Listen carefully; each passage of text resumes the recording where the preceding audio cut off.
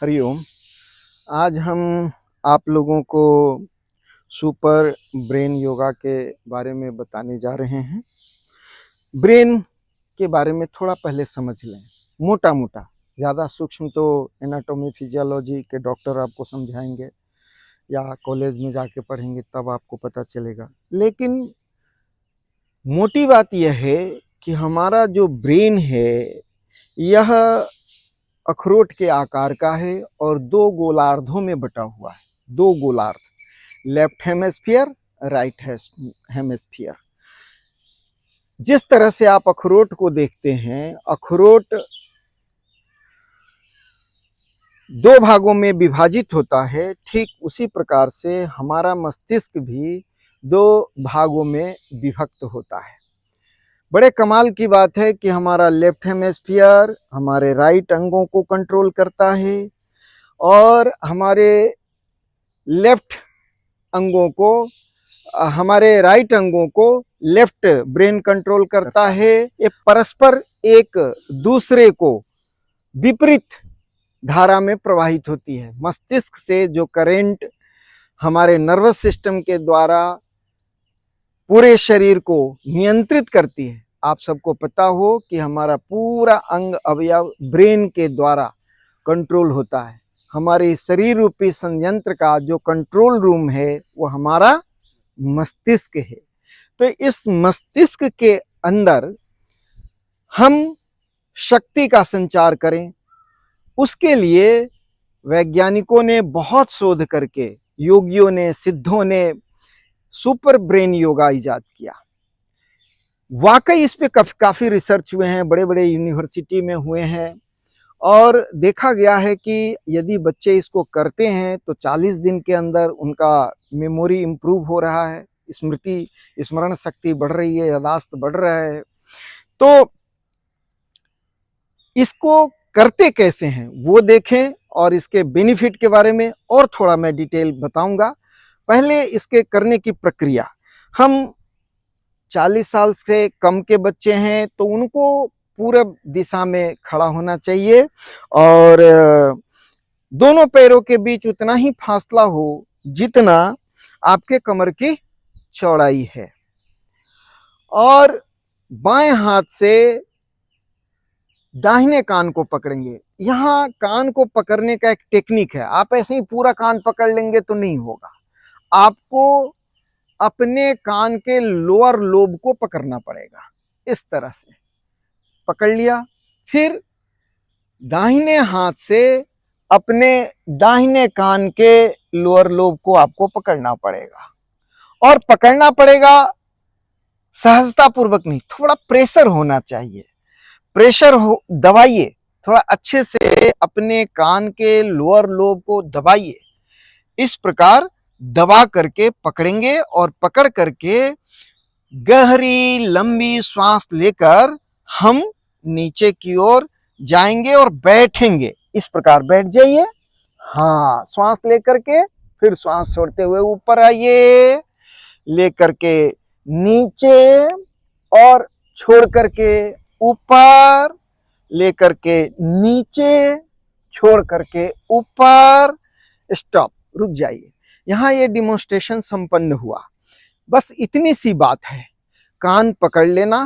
कान पकड़ने में जो खास विशेष टेक्निक है वो है अपोजिट हाथ से अपोजिट कान को पकड़ना, लेफ्ट से राइट को पकड़ना, राइट से लेफ्ट को पकड़ना और गहरी श्वास लेते हुए उठा बैठी करना। और 40 से कम उम्र के हैं तो पूरब तरफ मुख होगा और ये प्रक्रिया को आप 1 मिनट, 2 मिनट, 3 मिनट तक कर सकते हैं। कम से कम 40 बार करें। 40 नहीं कर सकते हैं तो 20 बार करें। 20 बार करने से भी आपका ब्लड सर्कुलेशन तेज हो जाता है और हमारी जो अधोगामी शक्ति है ऊर्ध्वगामी होती है। इस प्रकार करने से हमारे नीचे लोअर लोब में, जैसे हम आपको सिखलाते हैं कि हमारे पिंडली में भी एक छोटा सा हार्ट है, ये हमारा दूसरा पेट है।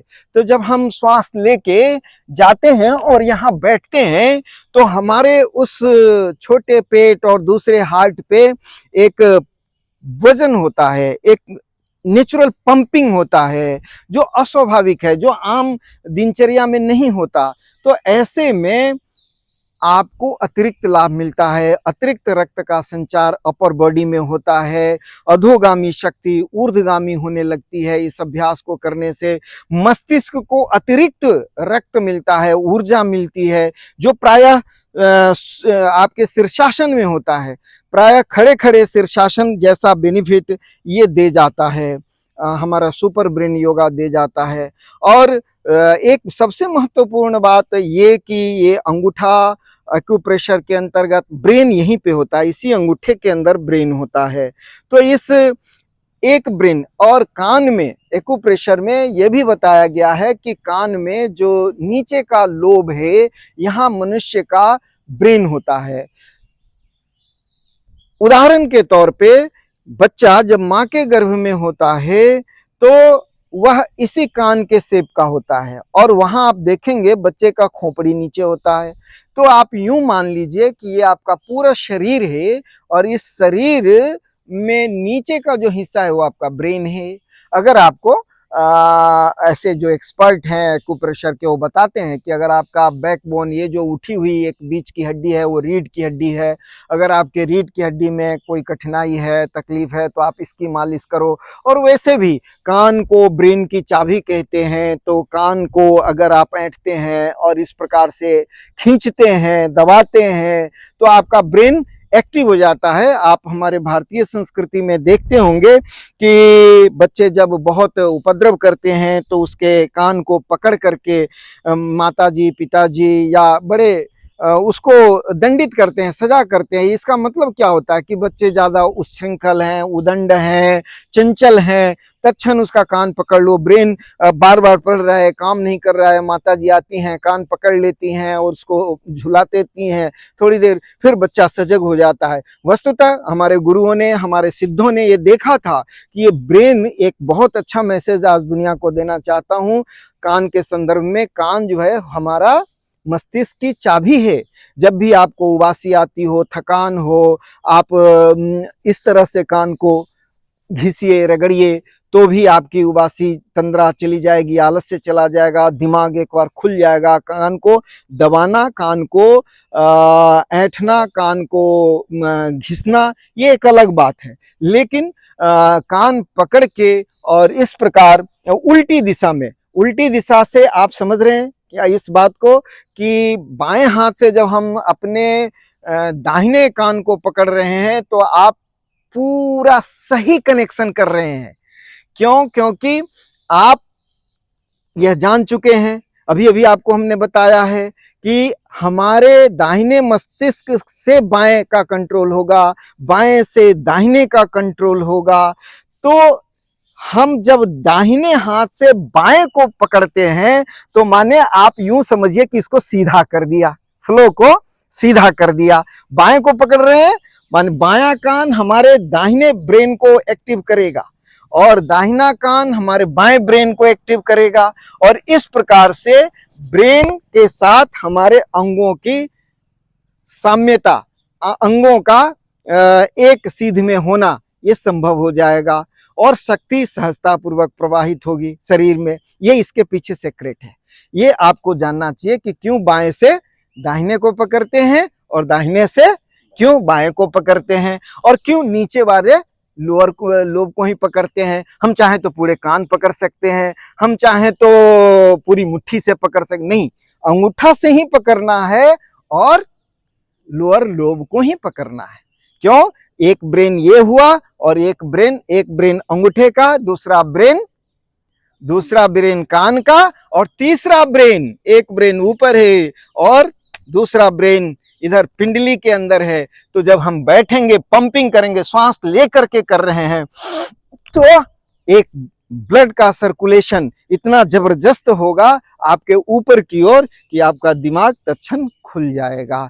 लीजिए, एक बार और कर लीजिए, सब बैठिए, ऊपर उठिए, लीजिए, हाँ, और बहुत धन्यवाद। 1 मिनट रुक जाइए। अब हम एक चीज यहाँ और जोड़ना चाहते हैं। हमारे दीनदयाल जी हैं, अक्सर बोलते हैं कि सूर्य नमस्कार का जो मंत्र है उस मंत्र के साथ इसको जोड़ दीजिए स्वामी जी। जब इतना सब कुछ कर ही रहे हैं तो मंत्र भी जोड़ दीजिए। उनका ये सजेशन मुझे बहुत अच्छा लगा और मैंने कहा कि नहीं, सूर्य का संबंध भी ओज से है, तेज से है, ज्ञान से है, बल से है, बुद्धि से है, विवेक से है। तो हम जब इस अभ्यास को करते समय मंत्रों को अगर जोड़ लेते हैं तो उसका इफेक्ट बहुत ज़्यादा बढ़ जाता है। और ये हमने देखा है, यहाँ हमारे कॉलोनी के बच्चों पे भी मैंने इसको देखा है। तो आइए हम मंत्रों के साथ एक बार करते हैं। ये भी एक बड़ा अच्छा नया संदेश है। श्वास लीजिए, डाउन। हाँ, 1 मिनट मंत्र के साथ करेंगे।